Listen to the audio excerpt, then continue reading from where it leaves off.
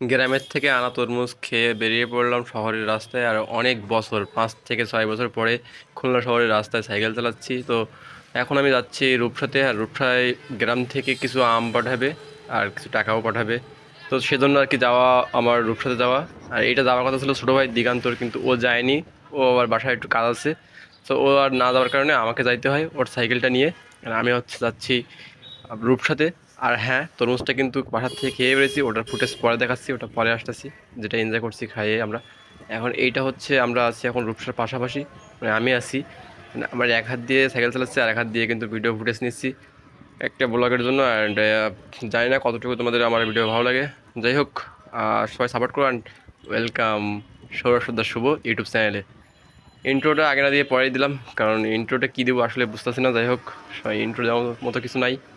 আর mainly হচ্ছে যে রাস্তায় আছি, আর রাস্তার পরিবেশটা বেশ সুন্দর লাগতেছিল। ভাবলাম যে একটু ভিউ নেই, আর আমি চলে আসলাম এখন রূপসাতে। আর রূপসা মাছ বাজারের পাশে যে ব্রিজটা, সেই ব্রিজের পর একটু ঘুরেছিলাম, কারণ এখন ট্রলারটা এসে পৌঁছায়নি, কারণ ট্রলারেই পাঠাচ্ছে। আর আমি ভাবছিলাম যে অল্প কিছু আম পাঠাবে, দেখি ইহা এক বড় ব্যাগের আম পাঠাইছে। সেটা নিয়ে আবার আমি ব্যাগ রিপিট চলে আসতেছি বাসায়। আর এই যে আমার সাইকেলে বাঁধানো ব্যাগটা সম্পূর্ণটাই আম, এবং অনেক আম এইটাতে আর কি, প্রায় 6-7 কেজি আম আছে। আজারটা ইন্ট্রো বাদ দিয়ে কাজের কথায় আসি।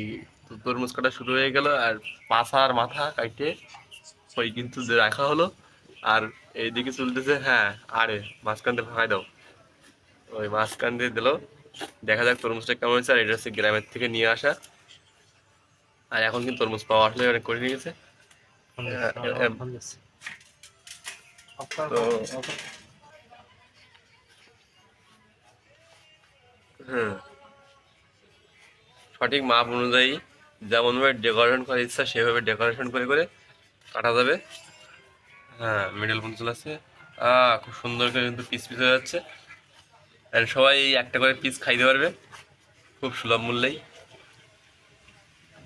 সো এটা বিজনেস না, এটা নিজেদের জন্য। বিজনেস আইডিয়া বাদ দেই।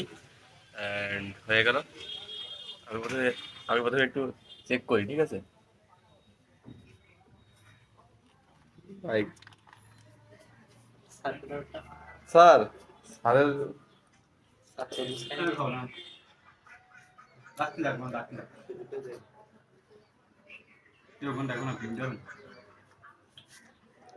আমি যদি খাই তোমার দেবো যাবে কেমন রাখবো? আমি রাখতে হলে একদম পেটের মধ্যে রাখতে পারি। আমি খাইয়ে নিই তারপরে পরে। তো আমাদের কিন্তু তরমুজ খাওয়া চলছে।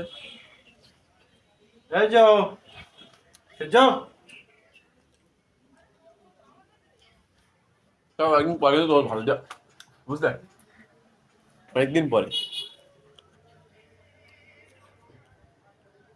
তো আর ভিডিও লং করবো না, তরমুজটা কিন্তু অনেক জোশ ছিল।